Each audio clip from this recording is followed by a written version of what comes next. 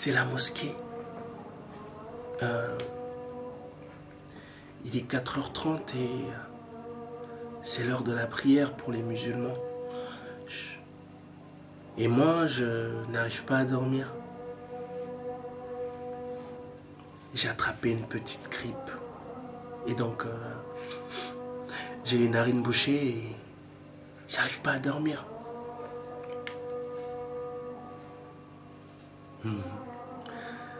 Et comme tout internaute qui se respecte, à ces heures-ci, ils sont sur Facebook.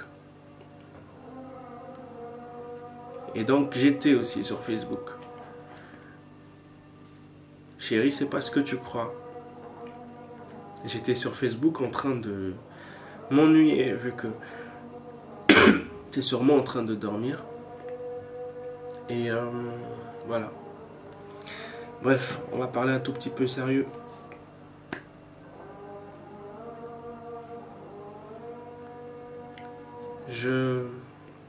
J'étais effectivement sur Facebook et je suis tombé sur des photos plus ou moins émouvantes. Ce sont celles d'un certain Yves, un frère, un compatriote congolais, tombé à Zaventem, en Belgique, récemment, il y a une semaine ou deux. Alors certes, ces images ne m'ont pas amené jusqu'aux larmes, mais je suis sûr qu'elles en ont fait pleurer plus d'un. Oh, un message. C'est rien, chérie. C'est personne. Alors, il n'avait que 28 ans, marié à une Française, père de 2 enfants. Et voilà, un bon matin, il s'est réveillé pour se rendre au travail, j'imagine, et il n'est plus rentré. Ces images m'ont beaucoup interpellé sur quelque chose qui tournait dans ma tête comme ça. La mort. Ici, je veux parler en tant que chrétien et sensibiliser aussi, non pas les chrétiens, mais toutes les religions en fait, toutes les religions confondues, parce que vous n'allez pas me contredire, toutes les religions croient à une vie après la mort.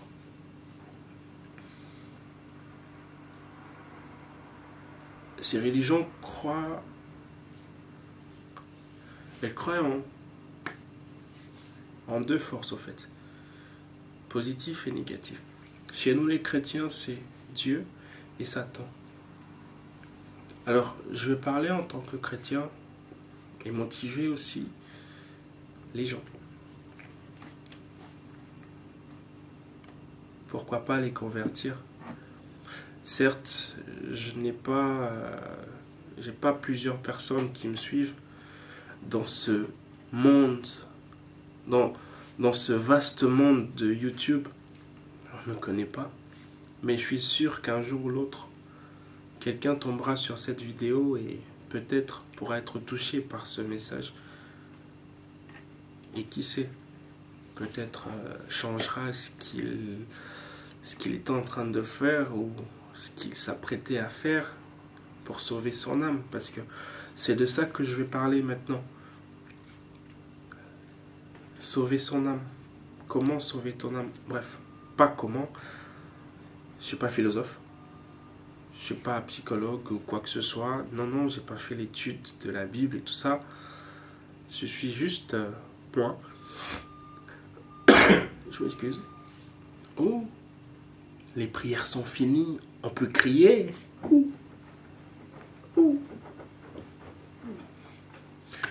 Bref. Revenons à nos moutons. Je voulais dire...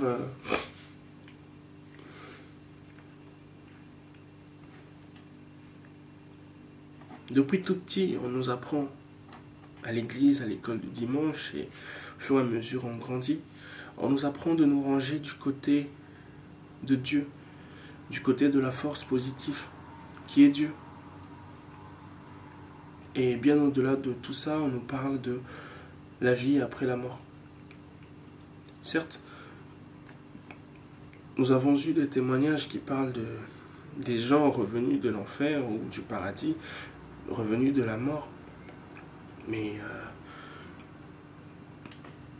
nous, les vivants, souvent on se dit que c'est juste des bobards, des canulars ou quoi, ou des choses comme ça. Mais j'aimerais vous dire, je ne suis pas encore arrivé là, mais j'aimerais vous dire que ces endroits-là existent. Ils sont réels comme nous, on est réels. Comme cette vie est réelle. Tu es conscient que tu es réel. Tu es conscient que tu vis. Tu es conscient que tu respires. Tu es conscient que tu vis dans un monde réel. Alors sache qu'il y a un après cette vie. Mais la question est de savoir où iras-tu après cette vie.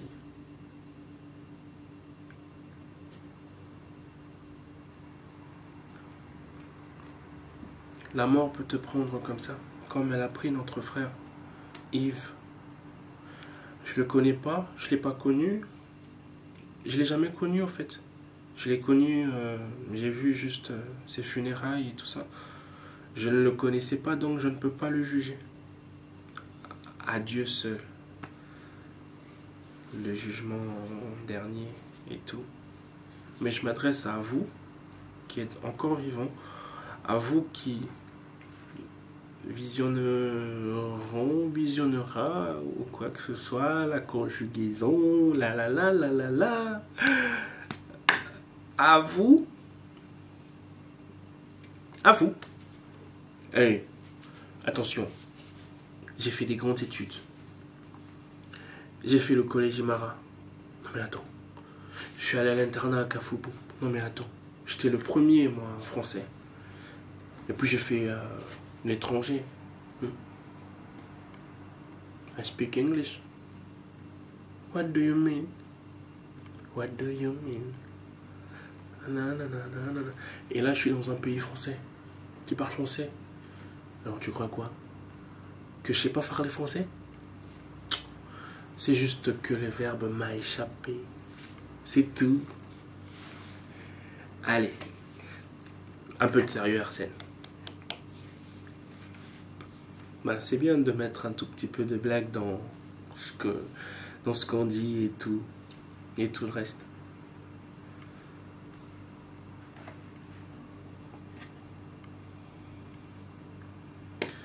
Moi, je me pose souvent la question, où est-ce que j'irai après la mort? Et c'est l'une des questions que vous devriez vous poser. Où est-ce que vous allez aller après la mort? Où iriez-vous après la mort? Au paradis? C'est très simple. Comme ABC. Confessez que Jésus est votre Seigneur et Sauveur. Acceptez-le ainsi et changez votre vie. Si votre vie était négative, changez-la en positif, tout en mettant Jésus devant. Parce que si le Seigneur est devant, sachez que votre avenir est assuré. C'est quoi l'avenir? L'avenir, c'est pas demain, après-demain, non. L'avenir, c'est l'éternité. Et si tu mets ta foi en Jésus, sache mon frère que tu vivras éternellement. Là, je parle de Jésus. Ils sont en train de prier. Moi aussi, je vais parler de Jésus. Loin de moi l'idée de critiquer toutes différentes religions et tout ce qui va avec. Non. Moi, je sais que le christianisme, le fait de parler de Jésus, ça change beaucoup de choses.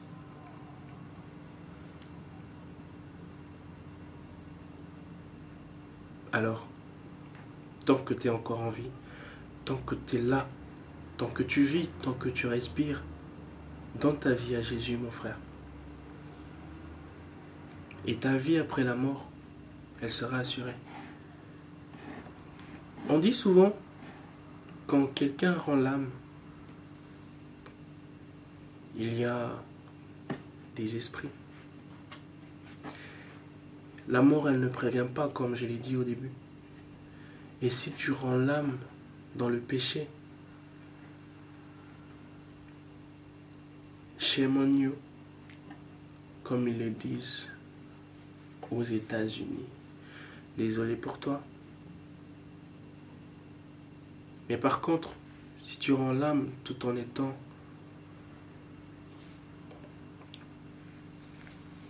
en Christ, avec Jésus, sache que ce sont les anges du ciel qui passeront te prendre pour t'amener au ciel. Tout le monde va mourir. Ne pense pas que toi, tu es immortel ou quoi que ce soit. Tu peux te permettre de faire tout ce que tu veux. Non, mon frère. Un jour ou l'autre, tu passeras. Et quand tu passeras, il faudra savoir dans quel camp tu passeras. La conversion, c'est facile comme A, B, C. Tu confesses tes péchés et tu acceptes Jésus comme le seul. Et puis c'est le seul. Il a donné sa vie pour toi. Ce Jésus. Et le fait de parler de Jésus libère, comme je l'ai dit tout à l'heure.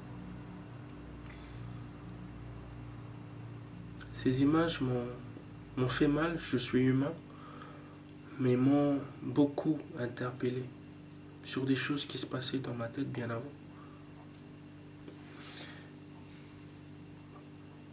Je ne vais pas me vanter que, tiens, moi je suis au-dessus de vous, j'ai déjà accepté Jésus, bref, j'irai au paradis. Non, loin de là. Je suis en train, je suis dans le processus et je le sens venir. Ben, les gens vont dire, si tu meurs aujourd'hui, tu vas aller où? Tu seras au milieu? Non, je ne sais pas. Mais ce que je sais, c'est que je crois en Dieu. Je crois en Jésus.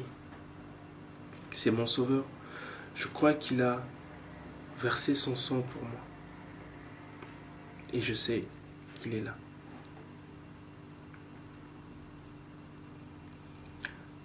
Tu ne me verras peut-être jamais dans ta vie, à part dans cette vidéo. Mais j'aimerais te dire, mon frère, ma soeur, abandonne-toi dans les mains de Jésus. Abandonne-toi dans les mains de celui qui t'a donné la vie.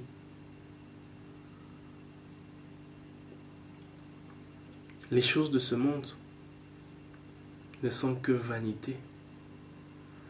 Les belles voitures, elles font des accidents. Les belles maisons, elles brûlent. L'argent, ça s'épuise. Au fait, tout n'est que vanité. Tout. Tout. Il n'y a rien que tu puisses créer sur cette terre.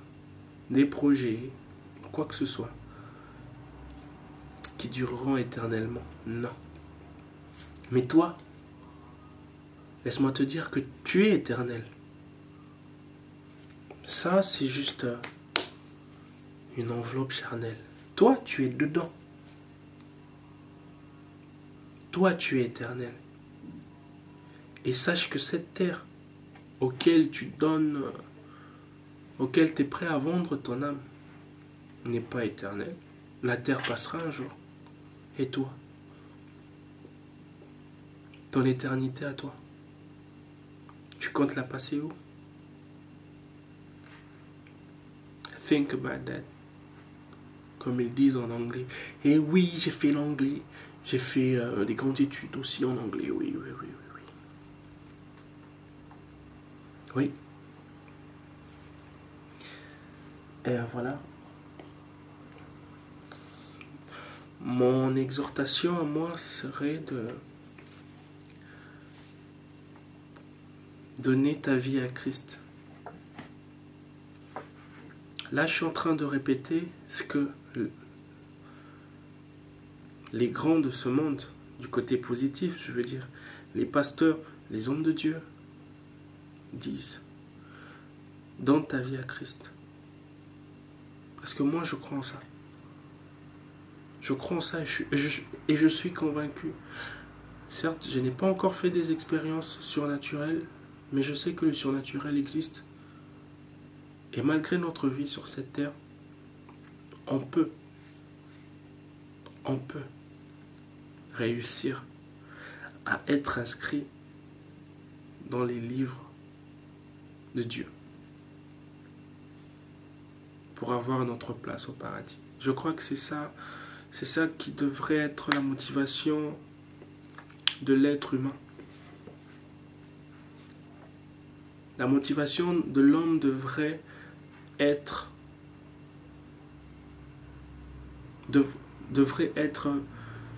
sa course à une place dans le royaume de Dieu.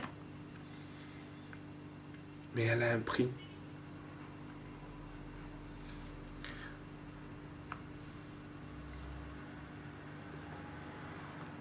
Un jour ou l'autre, sur cette même chaîne YouTube, sur ma chaîne, je ne sais pas, demain, après-demain, dans une année, dans 2 ans, dans 3 ans, je ne sais pas, mais un jour ou l'autre,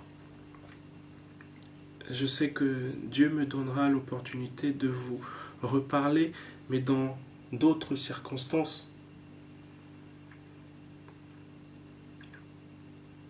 Avec des témoignages aussi.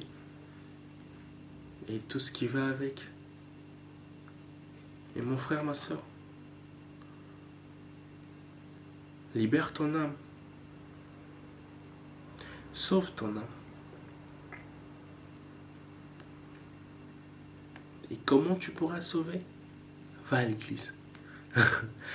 Non, il ne suffit pas d'aller à l'église. Mais pour commencer, il faut aller à l'église.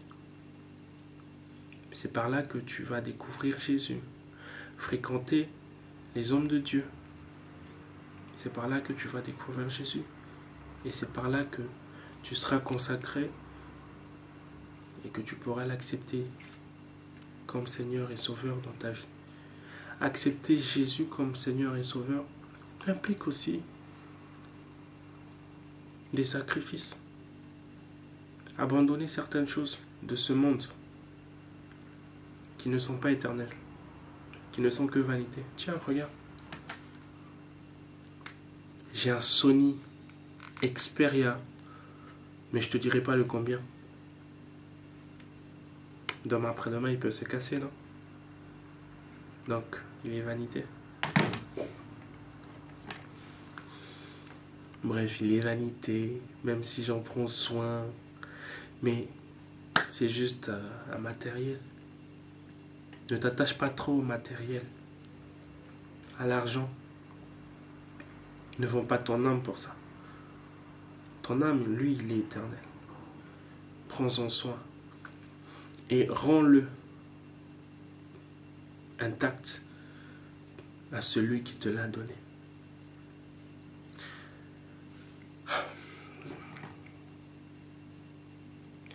Il est 4h52. Excusez-moi, je vais aller dormir.